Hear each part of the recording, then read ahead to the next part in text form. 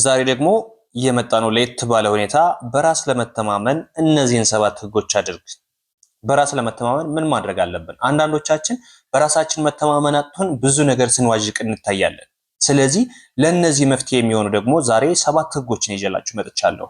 ረጋ ብላችሁ እስከ መጨረሻው ለመከታተል ሞክሩ። ሰላም ጤና ይስጥልኝ።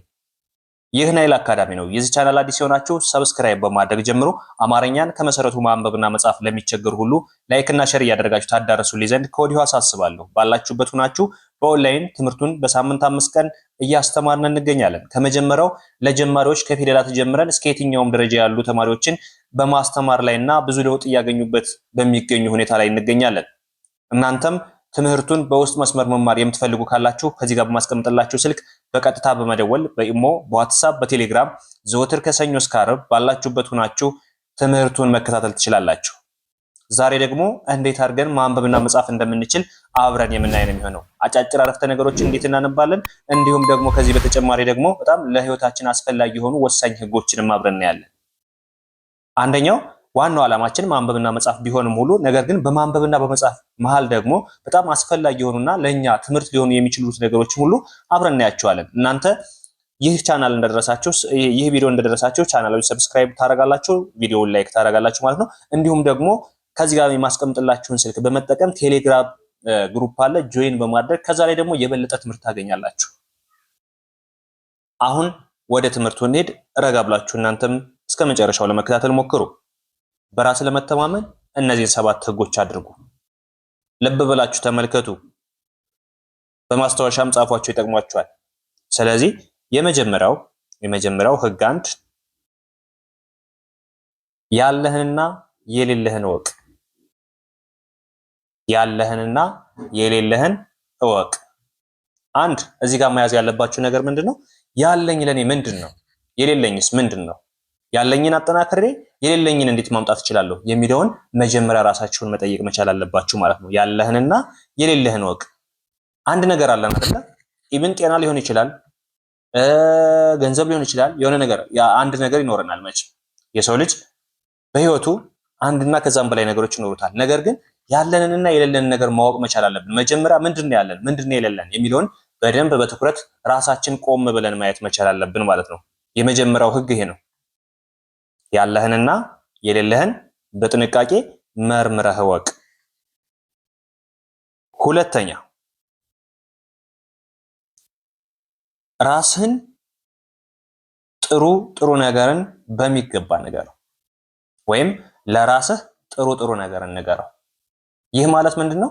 እኛ ለራሳችን የምንነግረው ነገር ምን መሆን አለበት? መጥፎውን ሳይሆን ጥሩ ነገሩን። ይሄንን ባደርግ ይሄ ጥሩ ነው፣ ይሄንን ብሰራ ውጤታማ እሆናለሁ፣ ይሄንን ለሰዎች ብደግፍ ይሄንን አድርጋለሁ፣ የማገኘው እርካታ ይህንን ይመስላል የሚለውን ለራሳችን መጀመሪያ ጥሩ ነገር መንገር መቻል አለብን። ከመጥፎ ነገር ይልቅ ወይም ተስፋ ከሚያስቆርጡ ነገሮች ይልቅ መጀመሪያ ምን ማድረግ አለብን? ለራሳችን ጥሩ ነገር ሊያሻግሩን የሚችሉ ሰው ሊጠቅሙ ይችሉ እኛንም መጥቀም የሚችሉ ነገሮችን ለራሳችን እንንገረው። መጀመሪያ ራሳችን ስንሆን ለሌሎች ሰዎች መጥቀም እንችላለን። መጀመሪያ ራሳችን ስንሆን ሀገራችን መጥቀም እንችላለን። ስለዚህ ለራሳችን ደግሞ ራሳችን ለመሆን መጀመሪያ ምን ማድረግ አለብን? ለራሳችን የምንነግረው ነገር ወይም እኛ የምናስበው ነገር ሁሌም ጥሩ መሆን መቻል አለበት። አዎንታዊ ሐሳብ መሆን መቻል አለበት። አዎንታዊ ሐሳብ ከሆነ ሁሌም የምንሰራቸውም ሁሉ ተግባሮቻችን ጥሩ ነገር ይሆናሉ ማለት ነው። ስለዚህ ለራስህ ጥሩ ነገርን በሚገባ ንገረው። ሶስተኛ መቀየር የማይችሉ ነገሮችን ስለማይቀየሩ አምነህ ተቀበል። ልብ በሉ እዚህ ጋር እናንተ ከነዚህ ከ7ቱ ህጎች ሁሉ እስኪ ራሳችሁን ጠይቁ። የትኛው ነው እናንተ ላይ ያለ? እያንዳንዱን እዩትና ከእናንተ ላይ ያለው የትኛው ነው ተግባራዊ ያደረጋችሁ? ስለዚህ መቀየር የማይቻሉ ነገሮችን ስለማይቀየሩ አምነተዋቸው። ለምሳሌ እኔ ጥቁር ነኝ ወይም ጸይም ነኝ አይደለ? አልቀይረውም፣ አምኜ መቀበል መቻል አለብን። አንድ ሰው ደግሞ የሆነ ነገሩ አይመቸውም ለራሱ። ለምሳሌ ድምፁ ሊሆን ይችላል ወይም መልኩ ሊሆን ይችላል። ያን ነገር እንደማይቀየር አውቆ አምኖ መቀበል መቻል አለበት። ለማይቀየሩ ነገሮች አምኖ መቀበል ማለት ይሄ ነው። በራስ ለመተማመን ምን ማድረግ አለብን? የማይቀየሩ ነገሮችን አምነን መቀበል መቻል አለብን።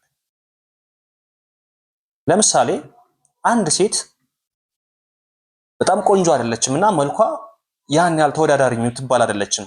ያንን መልኳን ግን የግድ ለምን ቆንጆ አልሆንኩም ብላ መከራከር ሳይሆን አይ ይሄ የኔ መልክ ነው፣ የኔ መልክ ከሌሎች ቆንጆች ተወዳዳሪ አይደለም፣ ይሄ የኔ መልክ ነው ብላ ራሷን መቀበል መቻል አለባት። ራሷን ማወቅ መቻል አለባት። ያ የማይቀየር ነገር ተፈጥሯዊ የሆነ ነገር የራሳችን ተፈጥሯዊ ነገር መቀበል መቻል አለብን። አምነን ካልተቀበልነው በቀር በራሳችን ልንተማመን አንችልም። እኔ ለምሳሌ መልኬ ጸይም ከሆነ አይ ቀይ ነኝ መሆን ያለብኝ ብዬ መከራከር ከሆነ ራሴ ጋር ሌላ ሰጣ ገባ መፈጠር ከሆነ በራሴ ልተማመን አልችልም። ለምን? እኔነቴን ክጄዋለሁ ማለት ነው።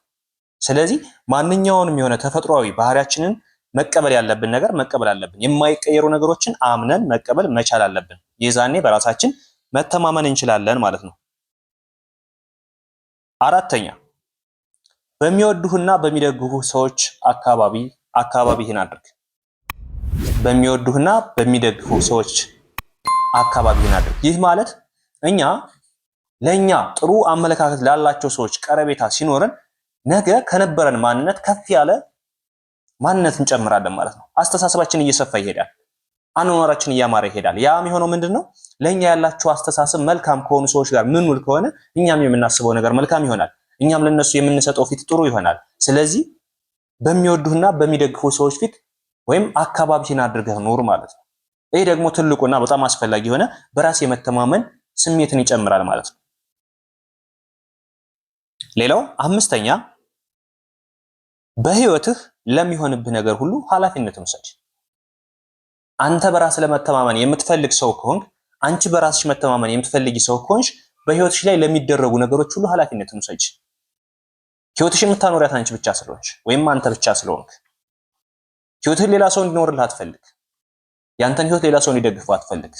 ስለዚህ ያንተን ህይወት የምትኖረው አንተ እስከሆንክ ድረስ ለነዛ በአንተ በህይወት ላይ ለሚመጡብህ ነገሮች ደግሞ ኃላፊነትን ውሰድ። ኃላፊነትን ስትወስድ ውሳኔን በራስ መወሰን ትችላለህ፣ በራስ መተማመን ትችላለህ ማለት ነው። በራሱ የማይተማመን ሰው በራሱ ህይወት ውስጥ ሌሎችን ሰዎች ጣልቃ በማስገባት የራሱን ህይወት ሲበጠብጥ ነው የሚኖረው። ነገር ግን የራሳችን ህይወት በራሳችን መተማመን ከፍ ማድረግ ከቻልን ራሳችን ውሳኔ ወስነን ራሳችን ማስተካከል እንችላለን። ያ ሲባል ግን አማካሪዎችን ወይም ደግሞ ከጎንህ ሰዎችን አታስቀምጥ ማለት አይደለም። ደጋፊ ሰዎች ሊኖሩ ይችላሉ፣ አማካሪዎች ሊኖሩ ይችላሉ። የሆነ ነገር ሲቸግረን አይ ይሄን ባደርግስ ብለን የምናማክራቸው ይኖራል። ነገር ግን ያን ስናደርግ ደግሞ ሙሉ ለሙሉ የእነሱን ሐሳብ ወስደን አፕላይ ማድረግ አይቻልም። እንደ ተጨማሪ ሐሳብ ልንጠቀመው እንችላለን የሌሎችን ሐሳብ። ከዛ ውጭ ግን የእነሱን ሐሳብ አንስተን በቀጥታ መጠቀም አይቻልም። ያን ተጠቀምን ማለት የኛ የመተማመናችን ሁኔታ ዜሮ ሆነ ማለት ነው። ስድስተኛ ትንንሽ መሻሻሎችን አክብር፣ ትኩረትም ስጣቸው።